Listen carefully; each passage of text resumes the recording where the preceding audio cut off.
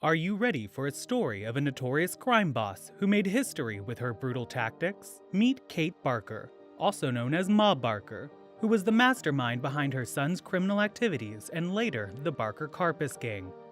In the 1930s, she was considered the most dangerous and vicious criminal in America.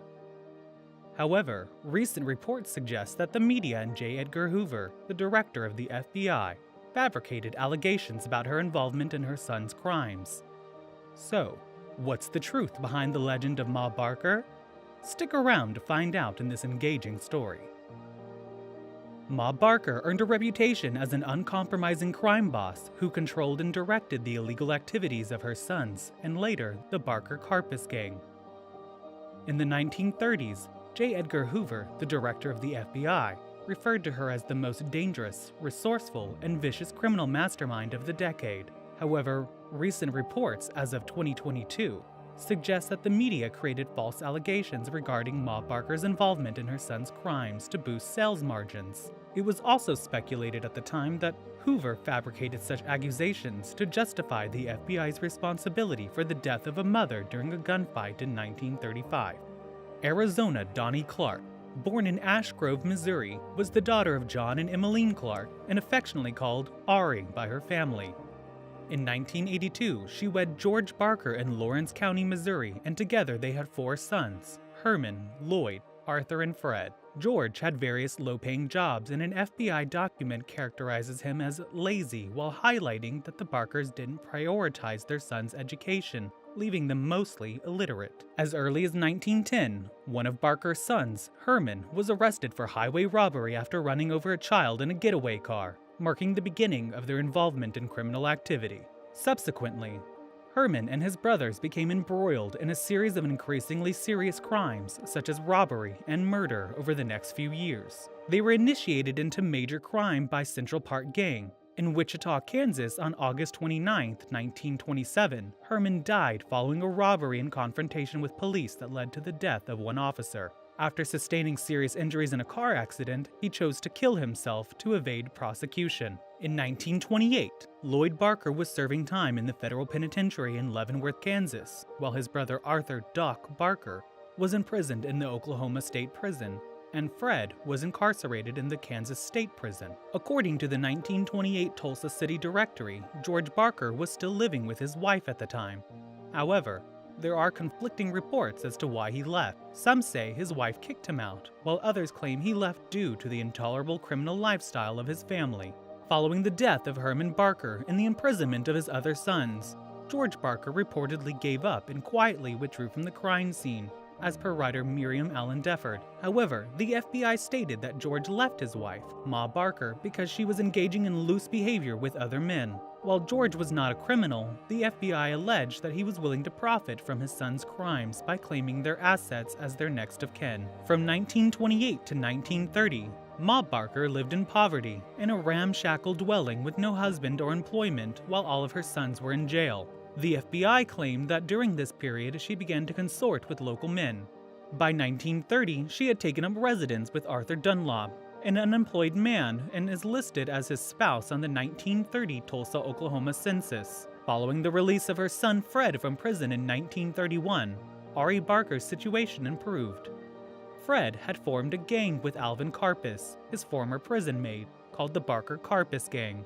After a series of robberies, Fred and Karpis assassinated Sheriff C. Roy Kelly in West Plains, Missouri on December 19, 1931, which forced them to flee the area. Ari, also known as Ma, and her partner Dunlop accompanied the gang using various aliases during their criminal activities. Ari was wanted by the police and referred to as Old Lady Barker, but the gang members commonly called her Kate. In 1932, Arthur was released from prison and joined the Barker-Karpis gang, which was also joined by other criminal associates. The gang was suggested to move to St. Paul, Minnesota by racketeer Jack Pfeiffer, which was a safe haven for wanted criminals at the time. The Barker-Karpis gang committed their most notorious crimes after relocating to St. Paul and living in a series of rented houses. St. Paul Police Chief Thomas "Big Tom" Brown protected the gang and directed them, and they progressed from bank robbers to kidnappers. Karpis described Ari's common-law husband, Arthur Dunlop, as a pain in the butt and loose-lipped when drunk. A resident identified the gang from photographs in True Detective magazine and informed the police, but Chief Brown warned them and they escaped. The gang believed that Dunlop's loose lips had exposed them, and they killed him while he was traveling. Dunlop's naked body was found near Webster, Wisconsin, with a single bullet wound to the head. Although Chief Brown's involvement in the gang's escape could not be proved, he was demoted to a detective and later fired from the police force. The Barker-Karpis gang relocated to Menominee, Wisconsin, where Fred Barker hid Ari in several hotels and hideouts. The goal was to keep her from discovering too much about their crimes and to keep her away from their girlfriends with whom she had disagreements. According to the FBI, Ari would try to break up any relationships, and other women in the gang avoided her. In 1933, the gang returned to St. Paul and carried out 2 kidnappings of wealthy businessmen, William Ham and Edward Bremer. They made a ransom of $100,000 and $200,000 respectively. The FBI first linked the gang to the kidnapping of William Ham by using a new latent fingerprint identification method. After the FBI started pursuing the gang, they fled St. Paul to Chicago, where they rented apartments for Ma and attempted to launder the ransom money. Arthur's arrest in Chicago on January 8, 1935, led FBI agents to discover Barker and her son Fred's hideout. A map found in Arthur's possession revealed that the other gang members were in Ocklawaha, Florida. The FBI was able to locate the Florida home that the gang had rented using the alias Blackburn very quickly. Agents surrounded the house on January 16, 1935, but they were unaware that Karpis and the other members of the gang had already fled the premises 3 days earlier, leaving only Fred and Ma behind. They were given orders to surrender, but Fred opened fire on them instead. The gunfight lasted for several hours, and in the end, federal agents were successful in taking the lives of both Fred and Ma. It is said that the residents of the area got together to watch the event and even held picnics in the middle of the gunfire. Willie Woodbury, a local handyman, was given the order by the FBI to enter the house while wearing a bulletproof vest after the gunfire had finally stopped.